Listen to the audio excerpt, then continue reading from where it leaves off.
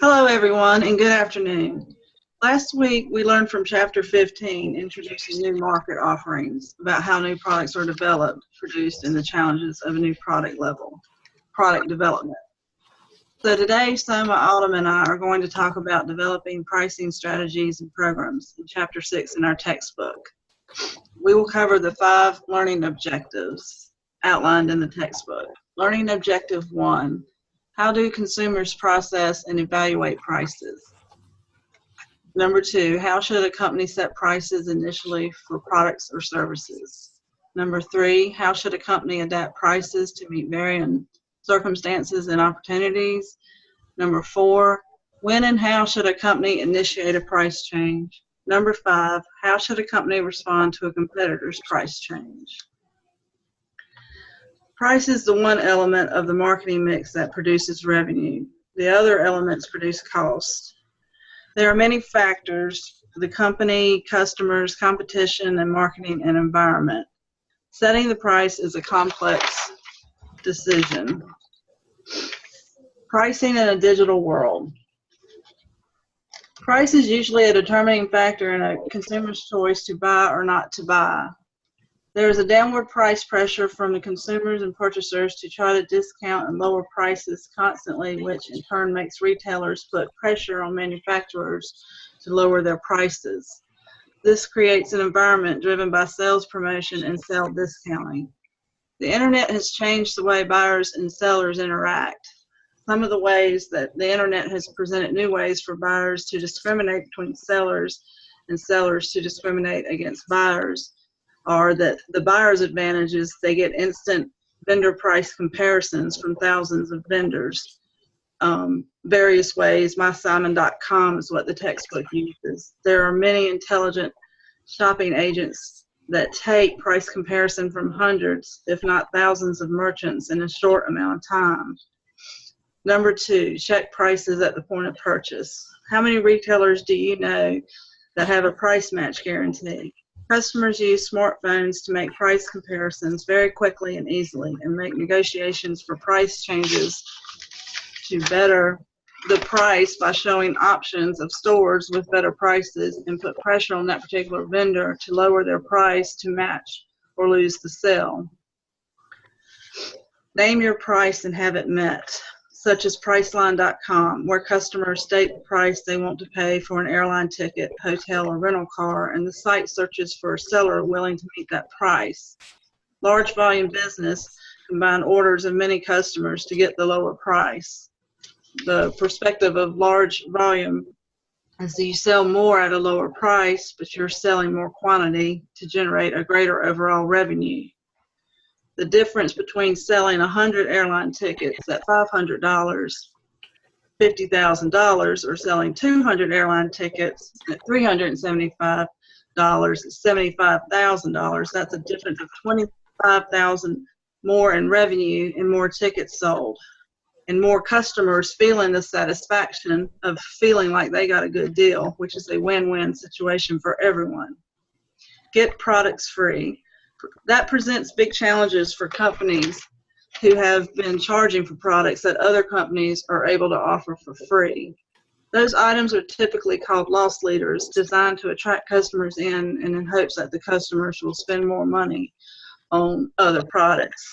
That is also a very old business practice. Sellers, on the other hand, that have the advantage to monitor customer behavior and tailor offers. Web programs that evaluate 300 factors going into a pricing quote, such as past sales data and discounts, reduces processing time. And they have access to a customer's purchase history and can keep track of it. Giving customers access to special prices. They use extranets to track inventory, cost, and demand at any given moment in order to adjust prices instantly. Both buyers and sellers can negotiate. eBay, you can buy, sell almost anything there. There's various other websites you can use where you can buy and sell and negotiate and bargain prices. According to Consumer Reports, more than 50% of U.S. adults bargain for a better deal on everyday goods and services. Some of the tactics they reported using that were successful were telling a salesperson they would look elsewhere and check around, or they could have actually price compare already accomplished this by walking in the stores and looking around. Chatting with salespeople to make a personal connection, or using others' advertised sales prices from circulars or coupons, and checking user reviews online for historical prices paid. On the next slide, 2 of 3, understanding pricing. There's been a slow comeback from recession of 2008 and 9, but rapid technology advances have set the pricing strategy so it's a little bit different than it was before 2008 and 2009. The millennial generation is redefining some price strategy as they decide what is important to them and what is not.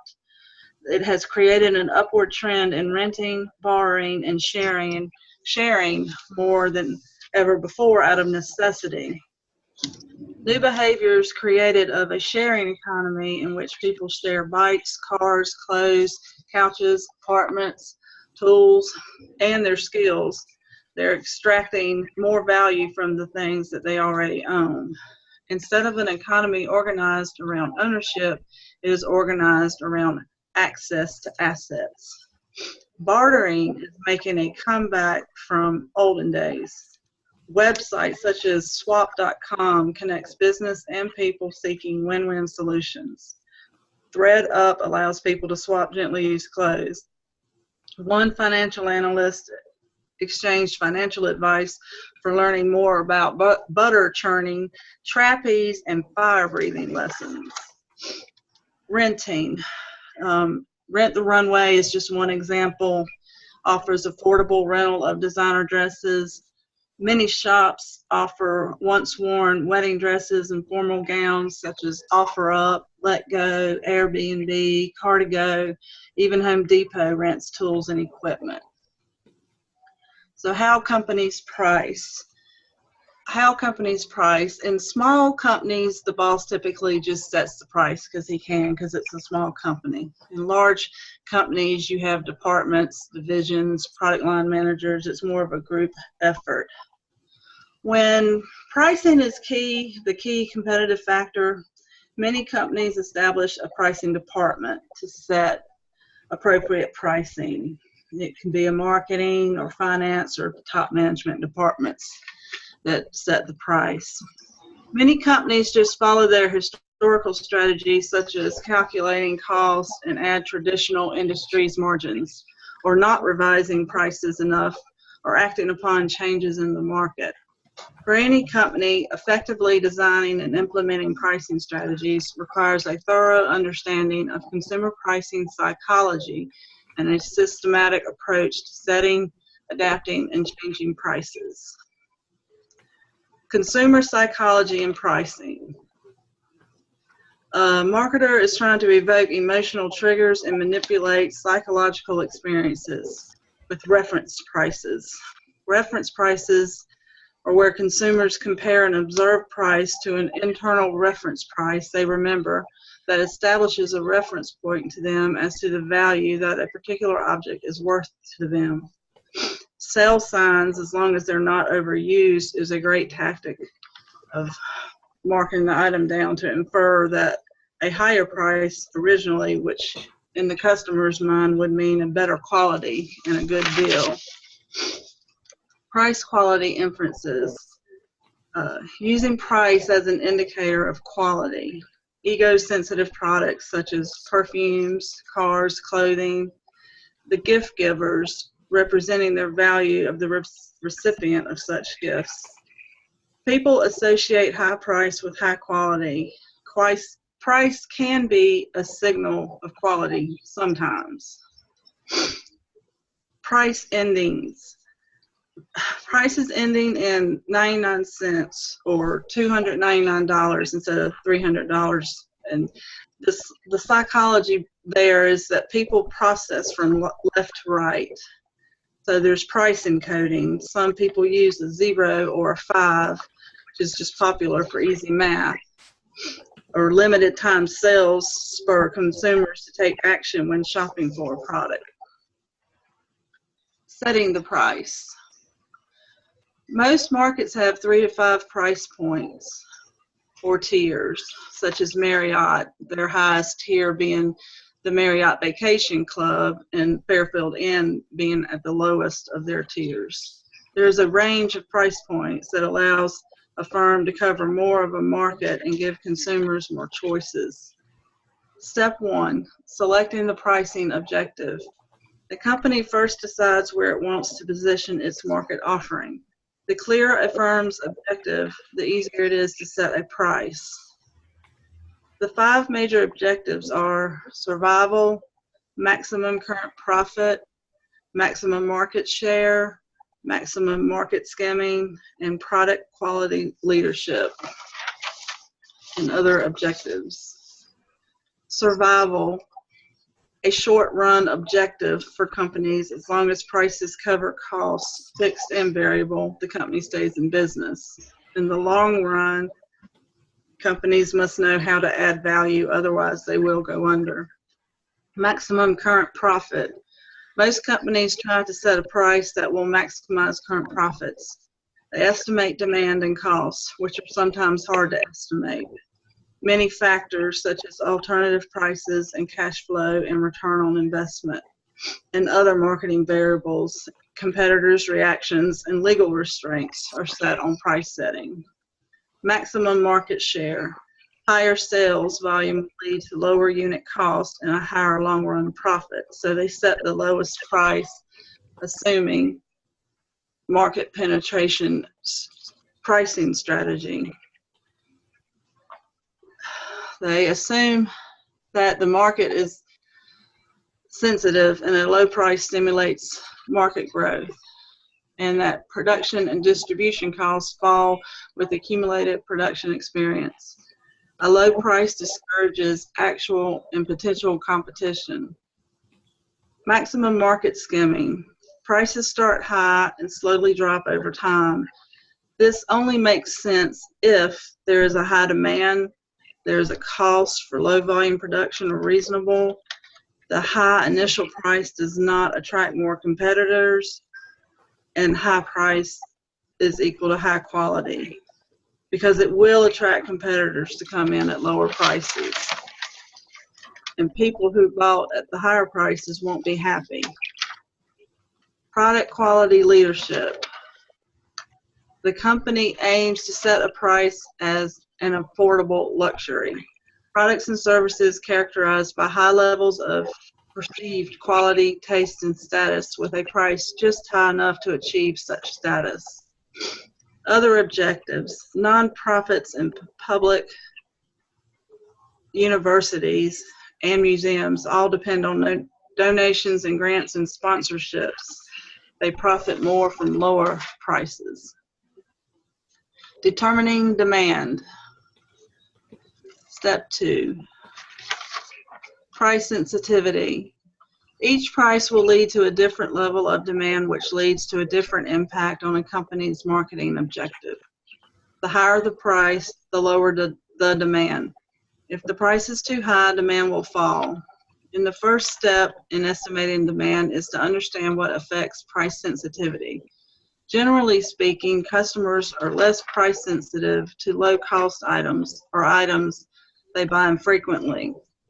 Also, few or no substitutes or competitors don't readily notice the higher price and are slow to change buying habits.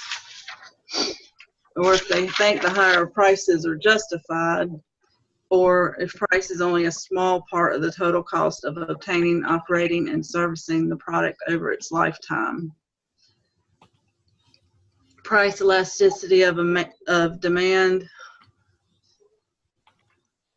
The greater the change, the bigger the response to small changes in price changes is the definition of elastic. Inelastic would mean there's less or no change, a smaller response to a big price change, such as cigarettes or gasoline. An example of the elastic would be there's more substitutes like hamburgers, Big Macs, and Whoppers. The demand for a good is positively affected by the price of its substitute. At what price do you say no way to your favorite brand or start buying a similar or comparable substitute? Perfect inelasticity is a fixed quantity demanded regardless of price, but eventually there will be a substitute. Availability of substitutes. Increasing elasticity, more substitutes, more elastic, and there's more options.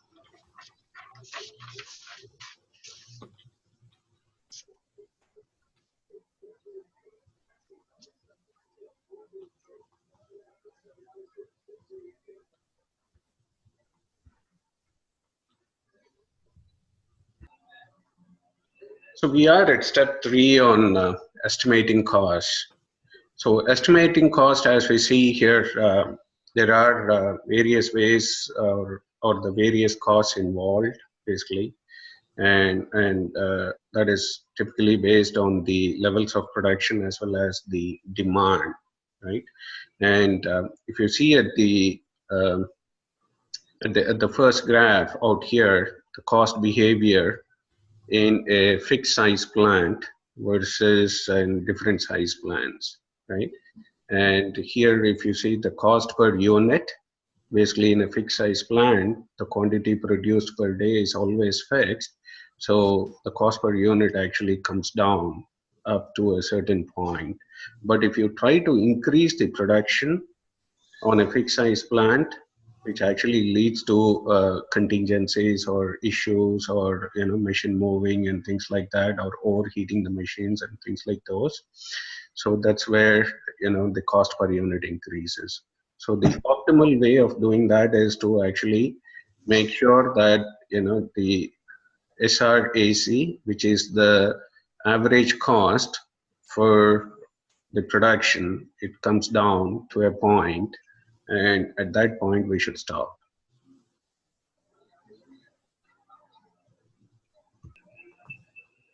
Okay, so we just talked about the short run average cost curve, and so if you look at the next screen, which is the cost behavior over different size plants, so there again we see that the quantity produced per day, it could for each of the plants, like 1, 2, 3, and 4 are 4 different plants, and if you're plotting that information on the curve, so what we could see is the cost per unit gradually reduces to a point, but specifically if you look at the fourth one, the average, wherein the average production per day, you are increasing up to 4,000 units, and that is going beyond the optimal value, because if you see the curve is completely up above on the right side here, and that seems to be like overkilling or overproducing the plant because you are stretching it too far, right?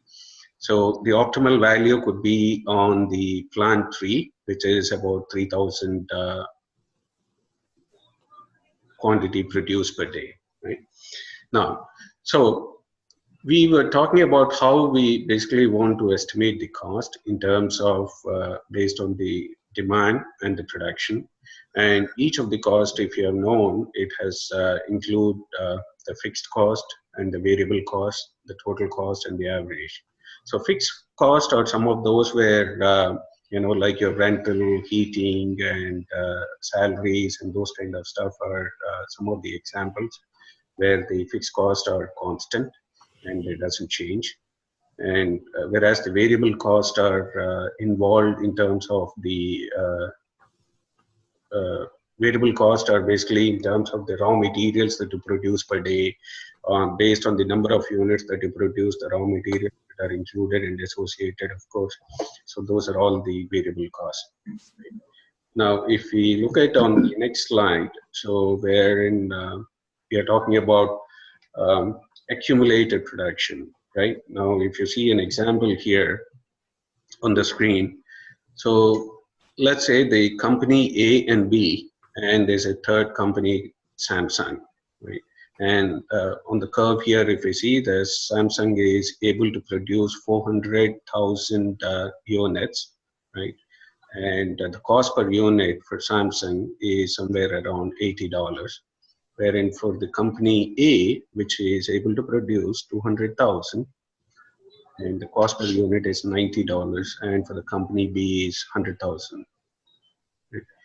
For the 100,000 units, the cost per unit is $100, and which is what the current price is. Right? Now, as Samsung continuously tries to produce more of this quantity, by experience, it is able to bring down the cost per unit level to a point of $80. Right?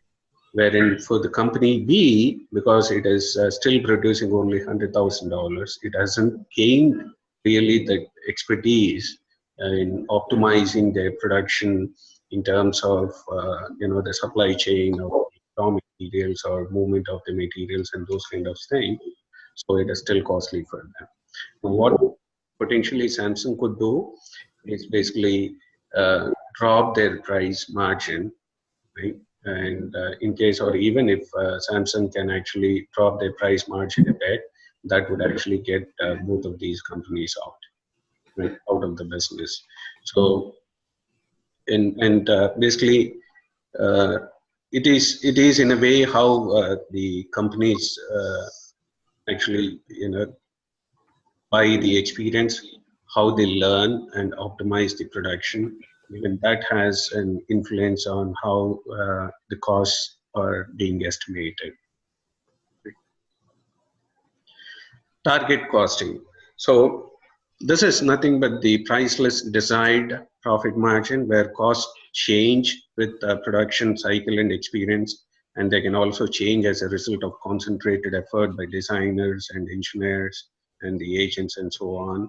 So some of the market research establishes a new product's desired functions and the price at which it will sell, given its appeal and its competitors' prices, right? So this price is less different or less desired, priceless desired profit margin. It leaves the target cost the marketer must achieve, right? And it's basically the marketer, they just want to actually continue selling it, and whether they really get the profit margin or not. So the firm must examine each cost element, and there's a lot of work associated in terms of the design, the engineering, the manufacturing, the sales, and how they finally bring down the cost so the projections are in the target range. And cost cutting cannot go so deep as to compromise the brand compromise and value delivered. Again, there is a component of quality that comes into play here, and you do not want to compromise on the quality there, right? So those are some of the scenarios or the cases that needs to be taken into account. But the textbook, of course, has an example with PT Cruiser car versus the Chrysler, and how the Cruiser eventually discontinued. So the textbook gives in more specific detail about that. On the step 4, analyzing competitors' prices, the firms must take competitors' cost, prices, and reactions into account, right? And if the firm's offer contains features that are not offered by the nearest competitor, it should evaluate the worth of the customer and add that value to the customer or to the competitor's price. So if the competitor's offer contains some features not offered by the firm should subtract their value from its own price. So it's basically you're comparing what your competitors are offering, and accordingly either you give an incentive by subtracting the price, or if you're offering more than what the competitors are offering, right? And in those cases, you can actually bump up the price, right? So the firm can decide whether it can charge more or the same or the less compared to the with the competitor, right? So value price competitors, mostly some of these companies offering the powerful combination of low price and high quality, capturing the hearts and wallets of consumers all over the world. Again, there are a few examples in the textbook, which is Aldi, E-Trade, and JetBlue Airways, and Southwest Airlines, and so on. On step 5, selecting a pricing method.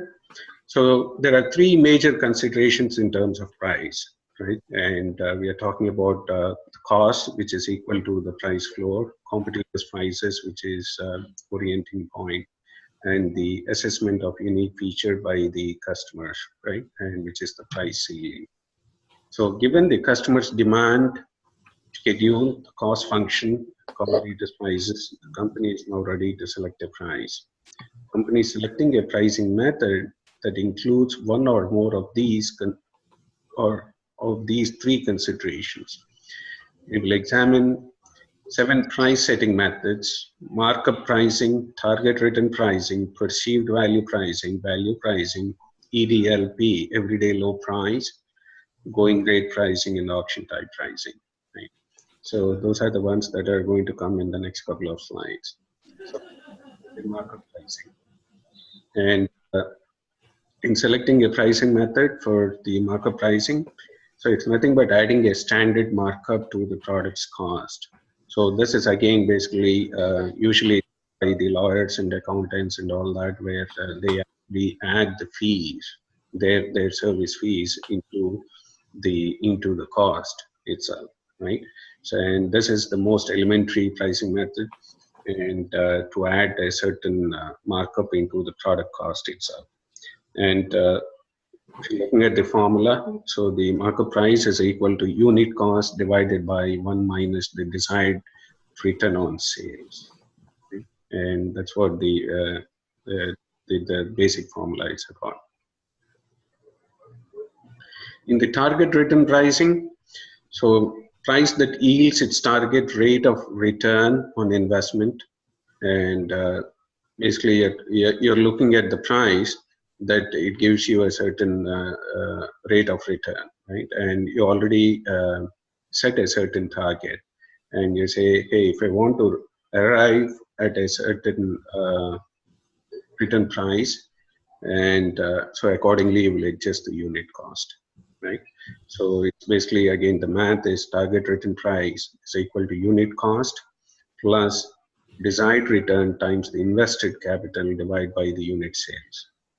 Now, this method, again, public utilities which need to make a fair return on investment often use this method, right? And like, for example, if a toaster manufacturing has invested 1 million in the business and wants to set a price earn a 20% return on investment. So basically, the target return, or how much the rate of return on the investment, right, is 20% here, which is $200,000 for a 1 million investment. So the manufacturer already decided that value. Now, once you have a target or the desired return as 200,000 and the invested capital as 100 million and divided by the unit sales, right? So you will come up with the target return price of $20. Is that's how this formula helps in calculating that value. And on so the next one is the break-even price, which is again break-even for the target return price. So basically, again, if you look at the screen here, we are talking about in terms of sales volume in units of thousands here. And so at what break-even point, basically, you need to set the target return price, right? So at least if you have, in this case, if you look at the screen here again, so we see that the straight line, the straight horizontal line is the fixed cost, and this line is the total cost, right? And the cost is nothing but the fixed cost plus the variable cost, which means this area is the variable cost, and this is the fixed cost. So fixed plus the variable is your total, and anything above the total cost is what you see is your target profit, and which is this delta here, right? But the point at which your total cost and the total revenue, they intersect, that is where you have a break-even point, and that is at 30,000 units. So basically, what we are saying here is, if you want to start creating profits, you need to have, or at least produce 30,000 units of this particular product. Only then, after the 30,000, anything that you produce beyond the 30,000 units, you should be uh, able to make profit. Right. Then going on to the pricing method, which is based on perceived value pricing. So again, this is based on buyer's image of the product and the channel, the deliverables, warranty, quality, customer support, and some of the other software attributes such as reputation and all that. So it's like most number of companies, right? They base their price on the customer's perceived value. So companies must deliver the value promised by their value proposition. Firms use the other marketing program elements such as advertising, Salesforce, and the internet and so on to communicate and enhance the perceived value. Right? So ensuring that customers appreciate the total value of a product or a service offering is crucial. The key to perceived value pricing is to deliver more unique value than the competitors and to demonstrate this to the prospective buyers.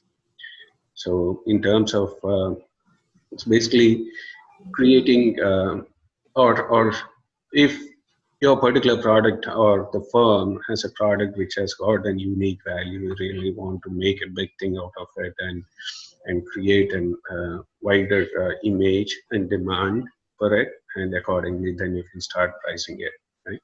So that is how the pricing method is. Now going on to the next one, which is the value pricing. And EDLP is everyday low pricing. Again, this goes between high and the low and the going rate pricing. So these are the other three different types of pricing methods. So value pricing companies, right, they adopt value pricing, win loyal customers by charging a fairly low price for a high quality offering. Basically, so it's not a matter of simply setting the lower prices, it's a matter of re-engineering the company's operations to become a low-cost producer without sacrificing quality to attract a large number of value-conscious customers. So the prior example that we have seen in terms of Samsung, the based on the experience curve and the number of units as they continuously produce, and they are successfully able to optimize and bring the unit product cost to at least $20 less than what the other manufacturers were selling. So which is more of a huge incentive. At the same time, they're not compromising on the quality, right? Then coming on to EDLP. So a retailer using everyday low price, right? He charges a constant low price with little or no price promotion or special sales. So constant prices eliminate week-to-week price uncertainty and the high-low pricing of promotion-oriented competitors. In high-low pricing, the retailer charges higher prices on an everyday basis, but runs frequent promotions with prices temporarily lower than the EDLP. Then the going rate pricing, which is basically the current pricing, right? The firm bases its price largely on competitors' prices. So the pricing is going rate pricing is quite popular, where costs are difficult to measure or competitive response is uncertain. Firms feel it is a good solution because they believe it reflects the industry's collective wisdom. Then the Sure, let me go back. Selecting a pricing method, you have option type pricing, which is English, Dutch, and the sealed bid. English is talking about the ascending, which is again a different pricing method. And so let's look at that. English auctions, which is ascending bids, have one seller and many buyers, right? So on sites such as eBay and Amazon, and the seller puts up an item, and bidders raise their offer prices until the top price is reached, right? And the winner of the bidder gets to buy that. On the Dutch, which is the descending, where the bids are like descending, where the auction features one seller and many buyers, or one buyer and many sellers, right? So it's basically this is the reverse of the English bidding, where you have multiple sellers looking for a prospective buyer. So in the first kind, the auctioneer announces a high price for a product, and then slowly decreases the price until a bidder accepts it. On the other, the buyer announces something he or she wants to buy, and potentially sellers compete to offer the lowest price. Right? And the last one is the sealed bid, which lets the would-be suppliers to submit only one bid, so they cannot know the other bids, right?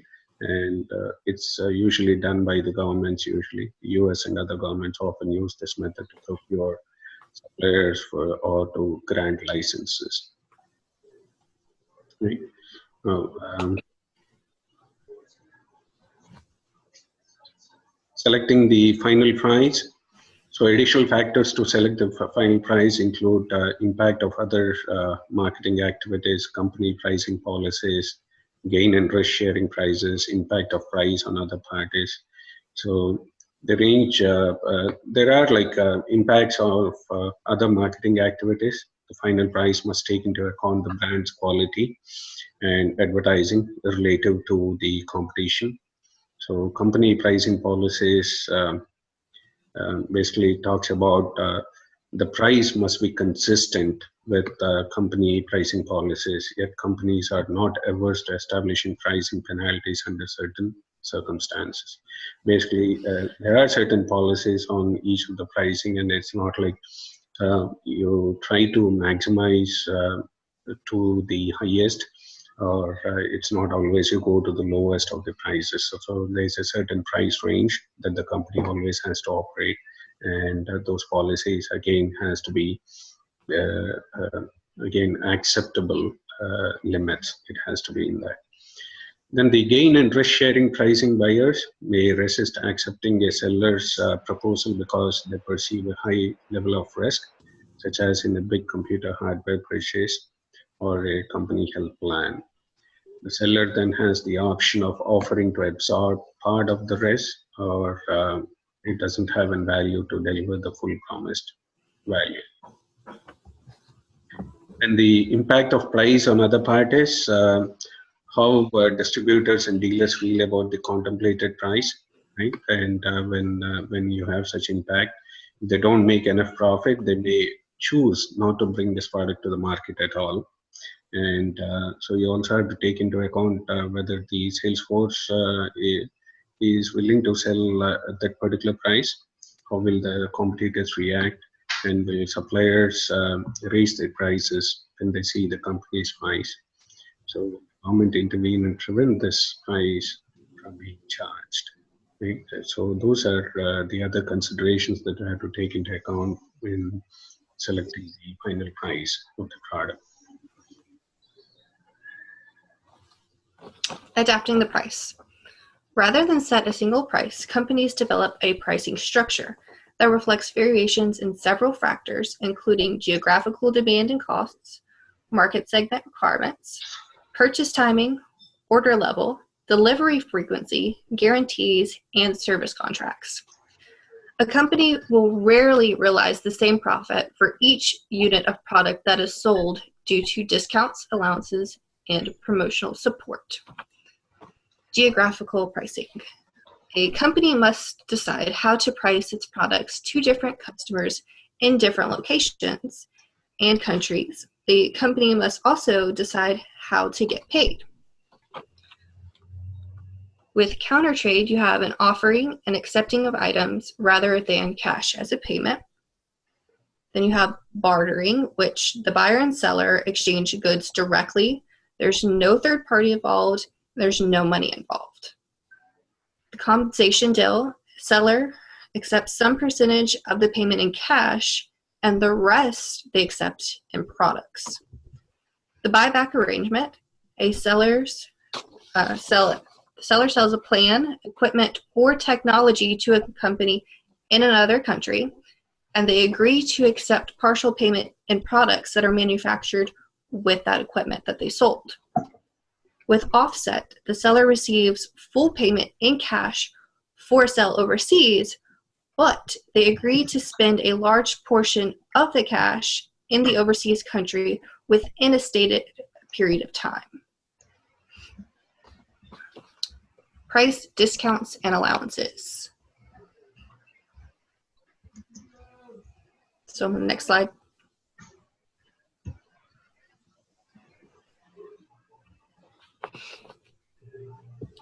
Discounts and allowances are given for early payment, volume purchases, and off-season buying.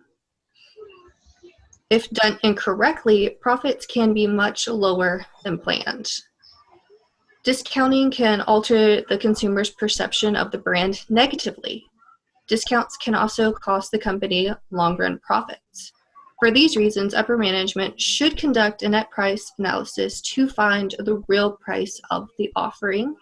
And this slide shows several different types of discounts along with allowances. For promotional pricing, these techniques can stimulate early purchasing. There is the loss leader pricing, which is the price of well-known brands is dropped in hopes of stimulating additional store traffic. Special event pricing. Special pricing during certain seasons, which is meant to bring in more customers. Special customer pricing, which is special prices offered exclusively to certain customers.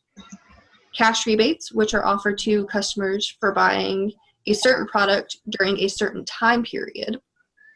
Low invest financing, offered instead of cutting prices to make the products seem like they're more affordable, since the consumer can afford the monthly payments rather than the entire price up front. We have longer payment terms, which also lower the monthly payment that the consumers must pay. And then there are warranties and service contracts, which can be offered free or at a low cost, which can promote sales. Then we have psychological discounting, an illegal strategy that sets artificially high prices, making the discounts appear to be better than they actually are. Then we have price discrimination, which is the selling of a product or service at two or more prices that do not reflect a proportional difference in the costs. We have first-degree price discrimination, which is a different price is charged to each customer based on the intensity of their demand. Second-degree price discrimination, those who buy larger volumes are charged less for doing so. We have third-degree price discrimination, where different prices are charged to different classes of buyers. The following definitions are examples of third-degree price discrimination. There is customer segment pricing, where prices for the same product or service differ for different customer segments. Product form pricing, the different versions of a product have differing prices, but those prices are not in proportion to their costs. Image pricing, the same product can have different prices based on the image. Channel pricing, where different prices are charged based on what channel the product is being purchased from. Then we have location pricing, even though the cost of offering something is the same at each location, the price still differs depending on the location. Time pricing, prices change based on time, whether it's by season, by day, sometimes even hour. Sometimes they're even doing it by minute now with the online stores. Yield pricing, companies discounted by limited early purchases, higher priced late purchases, and lowest prices are unsold inventory right before expiration, which a lot of the Airlines and hotels are known for that one. Constant price variation is most effective when there is no bond between the buyer and the seller. To make it work, sellers offer customers a unique bundle of products and services to meet the customer's exact needs precisely, so that it's more difficult for the customer to actually compare prices. There are 6 conditions that must exist for price discrimination to actually work. The market must be segmentable, and the segments must show different intensities of demand. Members in the lower price segment must not be able to resell the product to the higher price segment.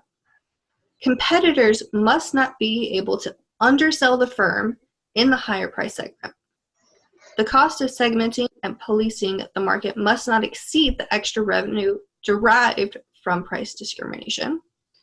The practice must breed no customer resentment or ill will, and the particular form of price discrimination must not be illegal. We have initiating and responding to price changes. Initiating price cuts. 2 reasons that might lead a firm to cut prices. You have excess plant capacity, where the firm needs additional business to satisfy their current capacity, but they cannot generate this extra business through increasing sales efforts, product improvements, or any other measures. And then there is drive to dominate the market through lower costs. A company either begins with having lower costs than the competitors, or the company initiates price cuts with the hope of gaining market share and lower costs. A price cutting strategy can lead to possible traps, such as price concessions, which is accepting payment that is less than the stated price, which is something that you often see at car dealerships. Low quality trap, where customers automatically assume that the quality is low because the price cut. Fragile market share trap, where low prices will buy your market share. However, those low prices will not buy market loyalty. If they're looking for low prices and you have them, they like the low prices, but if somebody else is going to lower their prices, they're more than willing to switch. Then you have the shallow pockets trap, where competitors with higher pricing match the lower pricing, but they can stay at the lower pricing for longer due to their deeper cash reserves. And then finally, you have the price war trap, where competitors lower their prices further, which then starts a price war. For initiating price increases, there's delayed quotation pricing, which is final price of the product is not actually set until the product is either finished or delivered. Then there are escalator clauses, where the customer is required to pay today's price plus part or all of any inflation increase that takes place before the delivery. Unbundling, where the price remains the same, but one or more elements that were formerly part of the offer are either removed or priced separately. Reduction of discounts. Sales staff is instructed to not offer normal cash and quantity discounts anymore. Consumers do not usually react positively to price increases, but maintaining a sense of fairness, explaining sharp price increases in understandable terms, and making low visibility price moves are techniques to help curb a negative consumer reaction to the price increases. This table shows how a small increase in price can have a significantly larger impact for your profit. Here you see that they only increased the price by 1%, but their profit has risen by 33.33%. Anticipating competitive responses. Assume the competitor reacts in the standard way to a price being set or changed. You can also assume that the competitor treats each price difference or changes as a fresh challenge and reacts according to self-interest at the time. Competitors with a market share objective will likely match price differences or changes. Competitors with a profit maximization objective may increase its advertising budget or improve product quality. So you really have to understand your competitors and their past reactions to some of these changes to understand what they may do for your changes. And then for you to respond to competitors' price changes. Consideration for the company. You should consider the product stage in its life cycle, the product's importance for the company's portfolio, the competitor's intentions and resources, the market's price and quality sensitivity, the behavior of costs with volume, and the company's alternative opportunities. Markets characterized by high product homogeneity. Search for ways to enhance the augmented product. Reduce the price if no ways of enhancing the price exist. For non-homogeneous products, you must consider the following questions. Why did the competitor change the price? Was the price change to still the market, utilize excess capacity, meet changing cost conditions, or lead an industry-wide price change? Does the competitor plan to make the price change temporary or permanent? What will happen to the company's market share and profits if it does not respond? Are other companies going to respond? And what are the competitors and other firms' likely responses to each possible reaction? And when you're setting your prices, remember that your competitors are also asking these questions to themselves.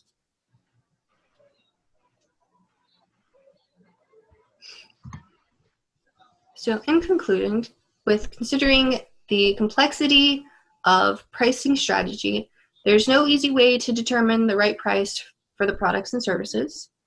With all the variable factors involved, the right price is constantly adjusted to maximize sales volume and profit margin.